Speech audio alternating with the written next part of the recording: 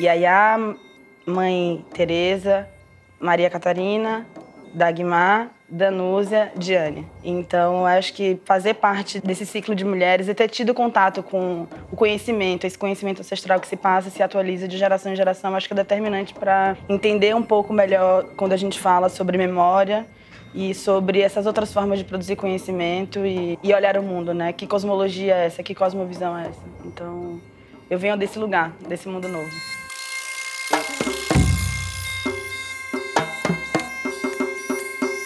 Eu acho que a presença negra nos espaços de poder, de visibilidade, nos espaços de decisão, de modo geral, são determinantes para que esse corpo ele consiga se manifestar e se anunciar da maneira que a sua subjetividade solicita, criando essas rupturas e essas fraturas nesse outro branco, desse outro não negro. Eu digo no sentido de você viver e conviver pautado nas hierarquias e nos valores da branquitude. Na violência que é você, sujeito negro, ter que se encaixar numa forma de ser, é você ser automatizado a ser alguma coisa, a acreditar em algumas coisas. A gente ainda tem todo um sistema de coerção, de silenciamento, de opressão muito grande. O mito da democracia racial, ele é mesmo para criar confusão, né? Para criar uma relação de identidade coletiva para o país, mas ao afirmar essa identidade coletiva para o país, a gente cai numa estratégia que é uma estratégia política de embranquecimento da população brasileira. O sistema, ele é de fato violento, né? Afronta, então. Afronta. É agora, é agora, é agora. Afronta, então. Nosso encontro. Processo de descolonize o pensamento. Nasci numa cidade chamada Mundo Novo, que fica a 350 quilômetros, mais ou menos, de Salvador. Minha mãe trabalhava no banco, e o banco fechou, e a gente se mudou para Salvador, onde eu morei a maior parte do meu tempo da minha vida. A gente morava num bairro de classe média, média alta, e aí havia aquela ilha no meio daquele lugar onde tinha uma mulher preta com 2 filhas, mãe solteira, numa casa que tinha um monte de preto e que recebia um monte de preto. Aí daí eu fui fazer um curso técnico em estilismo e produção de moda. E depois de um ano nesse curso, que foi um curso assim que abriu minha cabeça, eu tive contato com história da arte. E aí depois eu faço a graduação em comunicação social com habilitação em design de moda. A gente sempre encarou a moda enquanto comunicação e de um lugar possível de promover e de refletir. A moda brasileira, ela sempre foi uma moda que subalternizou, marginalizou o que estava fora, né, do grande centro de consumo. Tem uma frase de um autor que ele diz que o design brasileiro e a moda brasileira têm o síndrome da coluna social. Essa forma de produzir uma moda que é feita para poucos, né, que está a serviço de poucos, que não foi feita para qualquer um, onde nem é todo mundo que pode estar inserido. Né? E aí a gente vai estudar a história da moda, a gente sabe por que isso acontece, né? E o que eu vejo hoje, que me deixa muito feliz, é olhar para essa moda e ver que é a juventude negra que tem pautado os caminhos da moda brasileira. Instituições sérias hoje que querem, de fato, entrar na discussão e produzir algo coerente com o que é o movimento e os movimentos negros têm pautado, precisam da estrutura. Eu preciso comprar obras. Eu preciso investir no artista, no músico. Eu preciso investir numa produtora de cinema. Eu preciso dar condição para que o artista negro, seja de qual área ele venha, ele consiga criar. Não é mais permissível que em 2018 a gente chegue em reunião e ouça qualquer pessoa falar que não há artistas negros. Não há artistas negros. Não sei onde eles estão. Ora, eles não estão no seu lugar porque o seu lugar não é o nosso lugar. Porque a gente nunca pôde entrar no seu lugar, né? A começar daí. A reparação, ela de fato precisa existir, né? Se a gente não consegue ela na macropolítica, ela tem que ser feita na micropolítica. Fazer com que isso gere, de fato, um lugar de produção comercial entre nós mesmo, né? E também de intelectual, eu digo assim. Eu preciso saber que você existe, né? A gente precisa criar essas pontes. Eu acho que a gente está viva por essas pontes, por ter feito essas pontes, né? Por ter conseguido cruzar o Atlântico sem perder alguma coisa que ficou lá atrás. Então, é importante a gente que é mais jovem dar atenção e ouvir essas pessoas que já passaram por alguns lugares, que já tiveram algumas experiências, para que a gente não vire objeto de novo. A gente hoje perdeu um pouco da dimensão do como a produção de vídeo, como a produção de texto, como qualquer forma de registro de inscrição histórica, ela é determinante para a criação das nossas tecnologias de resistência. Né? Porque se você hoje for começar a pesquisar, você vai ver como que essa informação ela é deteriorada.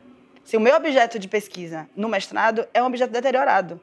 Para eu conseguir reconstituir isso me levou muito tempo.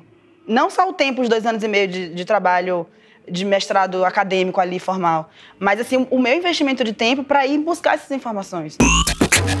O título do trabalho é Fazer Sentido para Fazer Sentir, Ressignificações de um Corpo Negro nas Práticas Artísticas Contemporâneas Afro-Brasileiras. É um mestrado em Comunicação e Semiótica, onde eu entendo as práticas artísticas numa perspectiva comunicacional, como que os artistas do século XXI, artistas negros, propõem intervenções institucionais, midiáticas e urbanas, trazendo a ideia da negritude na sua forma de fazer.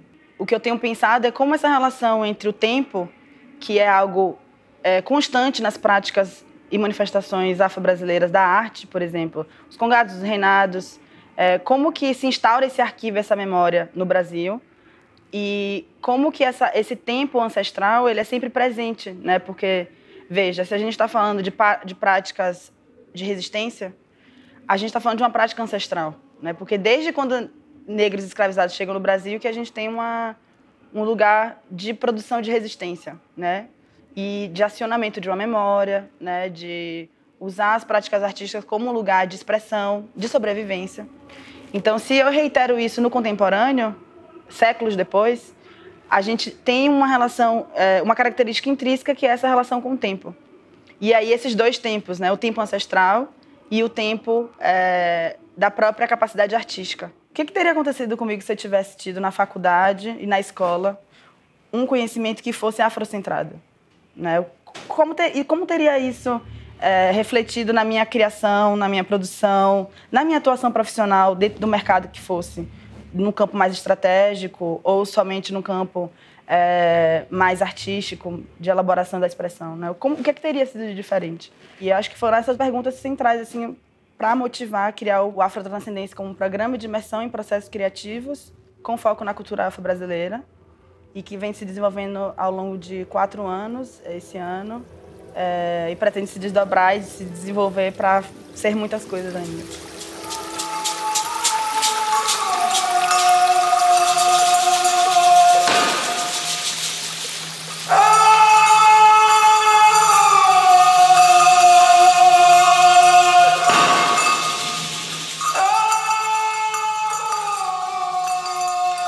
Eu acho que a gente cria as coisas só depois de um tempo que a gente vai conseguir entender as reverberações, os efeitos que as coisas têm.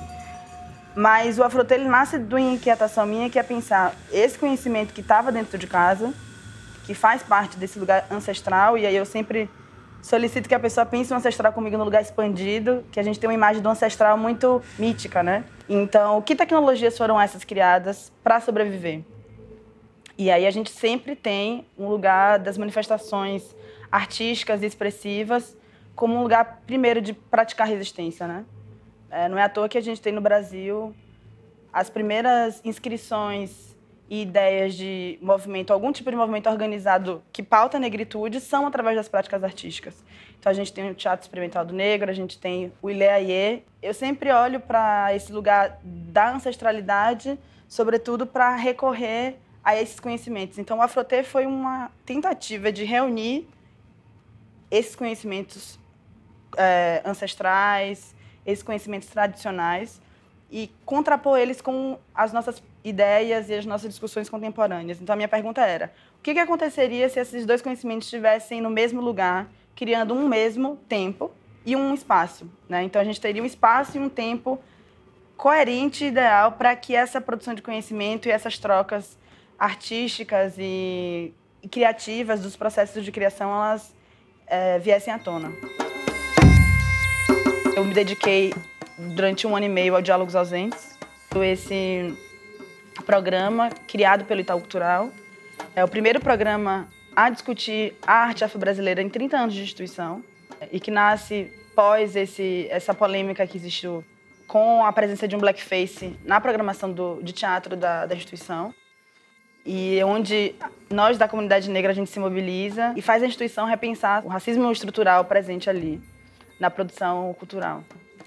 E aí o Diálogos nasce como esse lugar onde tem como objetivo discutir as ausências e as presenças negras nas artes visuais, no teatro, no cinema, na dança, na literatura e na música. Ao fim do ano de 2016, a gente fecha o primeiro ano com uma exposição, né, onde eu faço a curadoria junto com Rosana Paulino, e a gente começa a discutir e a investigar se essa poderia ser considerada a primeira exposição curada por mulheres negras no Brasil, o que é um problema.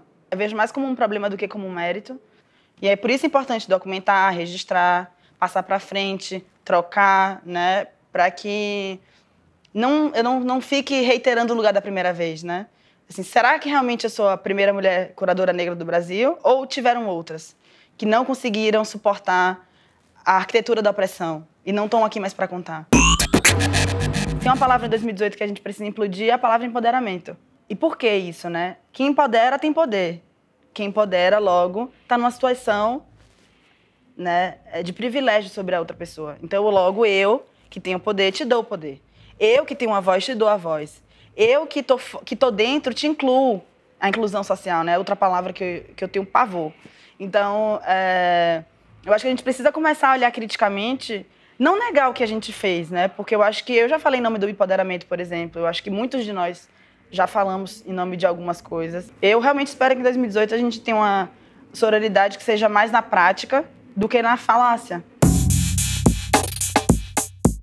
O racismo é um efeito, né? Um efeito de sentido de algo muito maior e muito mais estrutural. As linhas que ligam a escravidão, o sistema de escravidão e o capitalismo, elas são tênues, elas são únicas quase.